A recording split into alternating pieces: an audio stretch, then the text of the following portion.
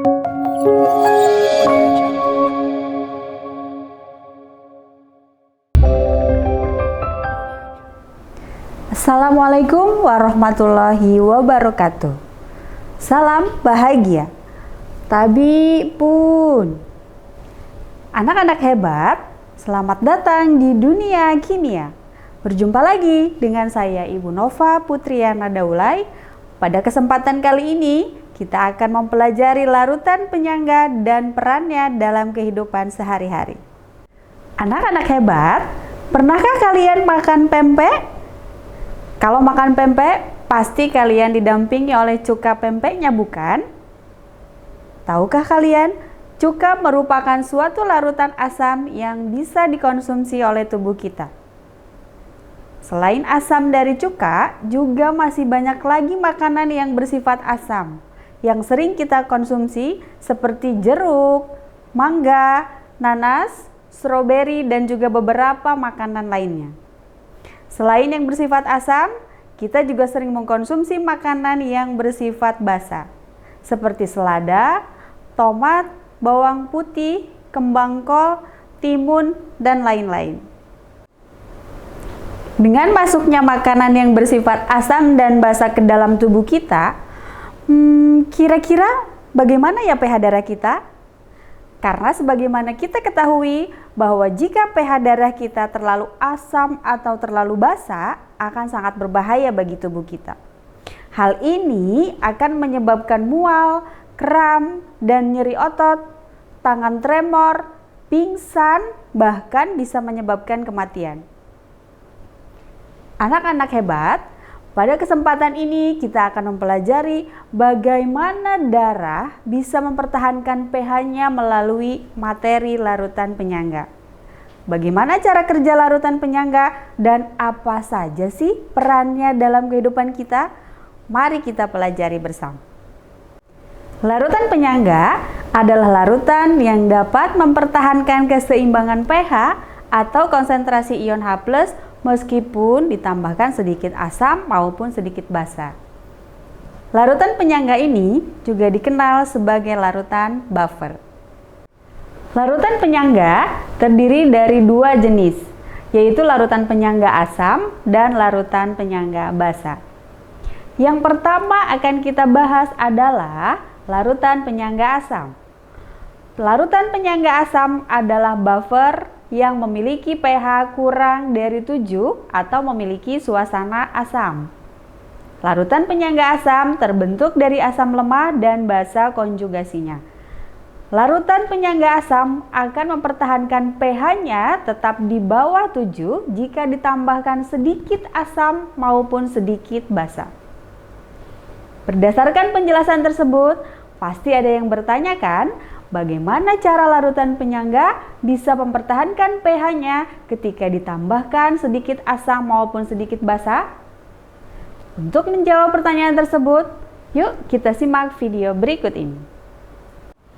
Nah, di sini dapat kita lihat terdapat larutan penyangga asam yang terdiri dari asam asetat atau CH3COOH yang molekulnya direpresentasikan dengan warna merah sebagai asam lemah, dan CH3COO- yang molekulnya direpresentasikan berwarna hijau sebagai basa konjugasinya, di mana molekul dari masing-masing larutan tersebut bergerak secara bebas.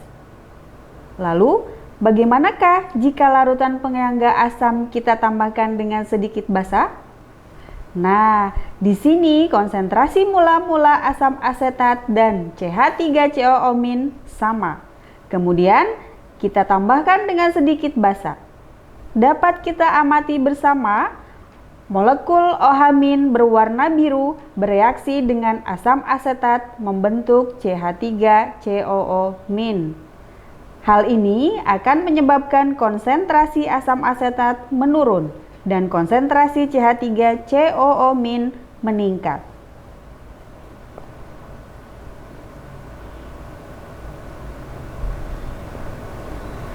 Selanjutnya, kita lihat bagaimana pengaruh penambahan sedikit asam terhadap konsentrasi larutan penyangga asam.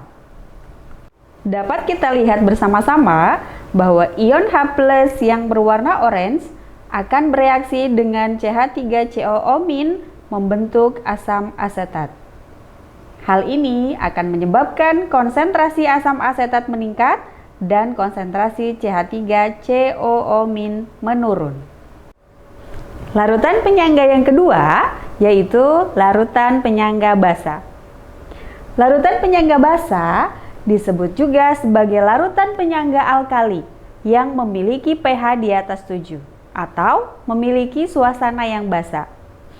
Larutan penyangga basa dapat dibuat dari basa lemah dan garam yang terbentuk dari basa konjugasinya.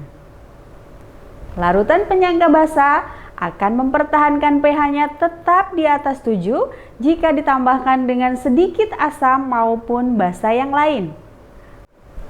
Mari kita lihat cara kerja larutan penyangga basa melalui video berikut ini. Nah, di sini dapat kita lihat terdapat larutan penyangga basa yang terdiri dari NH3 yang molekulnya direpresentasikan dengan warna hitam sebagai basa lemah dan NH4+ yang molekulnya direpresentasikan berwarna kuning sebagai asam konjugasinya. Molekul dari masing-masing larutan tersebut bergerak secara bebas.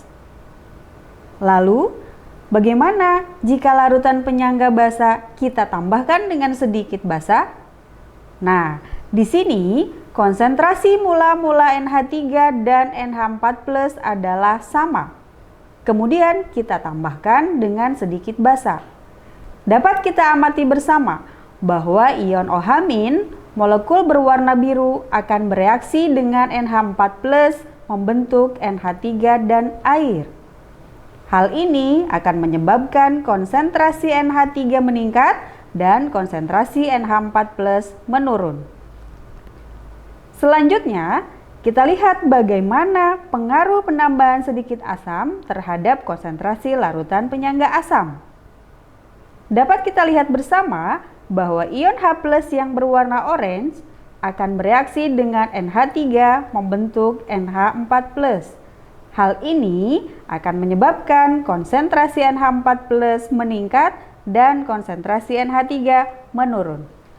Anak-anak hebat, kita telah memahami bagaimana cara kerja dari larutan penyangga.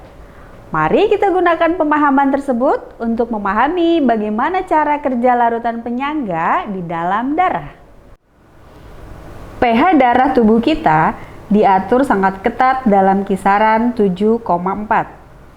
Ini karena jika pH darah kita lebih tinggi dari 7,8 atau lebih rendah dari 6,8 akan menyebabkan kematian. Metabolisme sel normal kita menghasilkan dan mengeluarkan karbon dioksida ke dalam darah. Karbon dioksida ini akan diambil oleh sel darah merah dan bereaksi dengan air membentuk asam karbonat. Asam karbonat ini merupakan asam lemah yang jika larut dalam air akan terionisasi. Sebagian ion hidronium dan ion bikarbonat HCO3- sebagai basa konjugasi. Asam karbonat dan ion bikarbonat sekarang bisa bekerja sebagai sistem buffer di dalam darah dengan perannya masing-masing sebagai asam lemah dan basa konjugasinya. Ketika zat asam masuk ke dalam darah, maka ion bikarbonat akan menetralkan asam dengan membentuk asam karbonat dan air. Maka kesetimbangan akan bergeser ke kiri. Hal ini akan menurunkan konsentrasi asam dengan mencegah pH darah menjadi terlalu asam. Sebaliknya, jika zat basa OH- masuk ke dalam darah, maka asam karbonat akan bereaksi dengan basa menghasilkan ion bikarbonat dan air sehingga kesetimbangan akan bergeser ke kanan dan menyebabkan konsentrasi basa menurun dan mencegah pH darah menjadi terlalu basa. Melalui cara kerja ini, kita bisa memahami bahwa ketika zat asam maupun zat basa masuk ke dalam darah, tidak akan mengubah pH secara signifikan karena adanya bantuan dari asam karbonat dan ion bikarbonat yang berperan sebagai larutan penyangga di dalam darah. Selain di dalam darah, larutan penyangga juga berperan dalam beberapa bidang, seperti dalam bidang makanan dan minuman. Larutan penyangga digunakan sebagai bahan pengawet dalam makanan dan minuman kaleng. Contohnya, buah-buahan yang berada di dalam kaleng membutuhkan natrium sitrat dan asam sitrat untuk menjaga pH agar buah tidak mudah rusak akibat bakteri. Dalam pembuatan sampo, bahan-bahan sampo seringkali lebih basah dari yang ada di edaran, yang dapat merusak kulit kepala dan mengubah sifat-sifat rambut. Dalam sampo dengan pH yang seimbang, buffer ditambahkan untuk menjaga pH pada 5,5 atau lebih rendah. Asam sitrat sering digunakan karena dapat mengendalikan pH pada nilai apapun dari 3 hingga 7. Dalam obat tetes mata, kandungan larutan penyangga dalam obat tetes mata yaitu mononatrium fosfat dan disodium fosfat. Mononatrium fosfat sebagai asam lemah dan disodium fosfat sebagai basa konjugasinya. Apabila ada penambahan asam, disodium fosfat yang berperan untuk mempertahankan pH larutan. Baiklah, kita telah mempelajari apa itu larutan penyangga, komponen larutan penyangga, cara kerja larutan penyangga, serta peran larutan penyangga dalam kehidupan sehari-hari. Sangat menarik bukan pembelajaran kita ini? Tapi dari pembelajaran ini ingin ibu tekankan bahwa larutan penyangga hanya bisa bekerja pada penambahan sedikit asam maupun sedikit basa. Jika yang ditambahkan asam dan basa dalam jumlah yang banyak, maka larutan penyangga tidak bisa bekerja secara optimal. Baik, demikianlah materi mengenai larutan penyangga. Semoga materi ini dapat menambah wawasan kalian dalam mengenal kimia lebih dalam. Sampai jumpa di pembelajaran kimia yang lainnya. Wassalamualaikum warahmatullahi wabarakatuh.